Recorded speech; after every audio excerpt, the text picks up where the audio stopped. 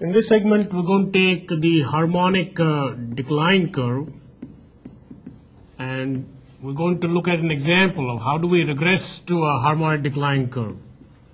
And the example which we're going to take, we're going to use transform data, which means that what we're trying to do is we're trying to take advantage of our linear regression formulas to be able to fit our data to our harmonic decline curve, which is a nonlinear model. So let's suppose somebody tells you that, hey, I have an oil well, and there is some data which is given to you is that time is given in months, and here you are given the rate of production from the oil well. So the rate of production in oil well is generally measured in barrels per day. So they're finding out, they're giving you 5 data points, and then we'll figure out what they want you to do with it. So at 2 months, 6 months, 10 months, 14 months, and 18 months, they are measuring how much is the rate of the production, like how many barrels per day are being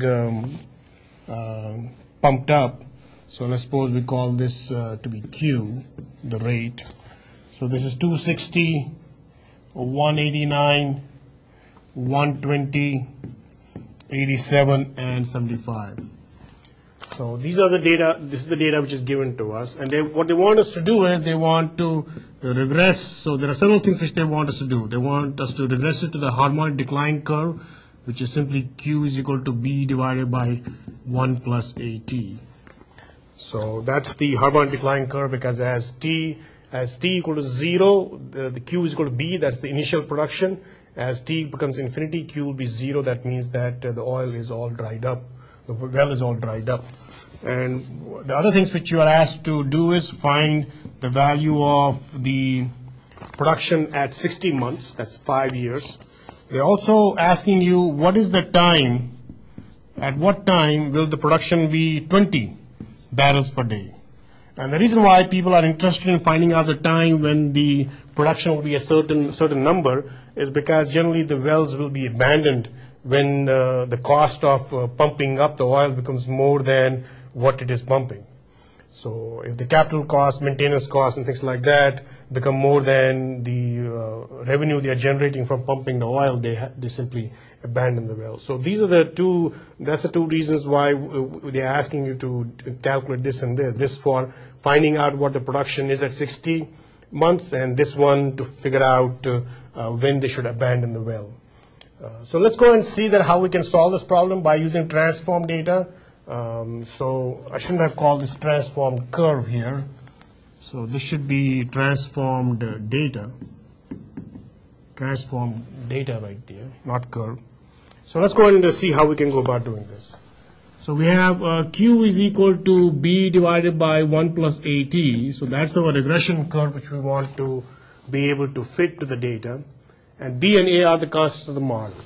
So I'm going to take 1 divided by Q is equal to 1 plus AT divided by B. So I get 1 divided by Q is equal to 1 divided by B plus A by BT. And this 1 divided by Q, that's what I'm going to call my Z. And this is what I'm going to call my A0. This is what I'm going to call my A1. So I get Z is equal to A0 plus A1 times T. So that is the linear relationship which I was looking for. But the linear relationship between Z and T, not between Q and T, because Q and T is the harmonic decline curve, it's a nonlinear. And the reason why we are doing this transformation is so that transforming the data, we're converting the Q data to the Z data so that we can use our linear regression formulas for A0 and A1, which are given as A1 is equal to N times summation Z sub I, T sub I, summation Z sub I, summation T sub I, divided by N times summation Z sub I square minus summation Z sub I whole square. This is from your linear regression models. And A0 is nothing but Z bar minus A1 T bar. So that's how we're going to, all the summations which you are seeing here, they're all from 1 to N, so that's why I skipped those. I shouldn't have, but you do need to understand that all the summations are from I is equal to 1 to N. So what you have to do is you have to find your A1 and A0 and then backtrack it to find your B and A because that's how A0 and A1 are related to A and B. And you can very well see that in order to find A1 and A0, you have to find your Z sub i's. So Z sub i's will be found out by inverting the Q values which are given to us. That's how you're going to calculate that data. And once you have calculated Z sub i's, there are summations which you need to calculate. One is the summation of Z sub I, T sub I, summation of Z sub I, summation of T sub I, and summation of T sub I squared. This should be T sub I squared. T sub I, T sub I. So you need to calculate this summation Z sub I, T sub I, summation Z sub I, summation T sub I, and summation of T sub I squared. Those are the summations which you need to calculate A1, and then A0 can be calculated, and then backtrack to calculate A and B.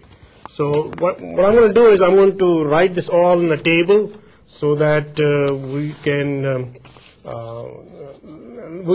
let's go and find out what these summations are. Let's go and do that.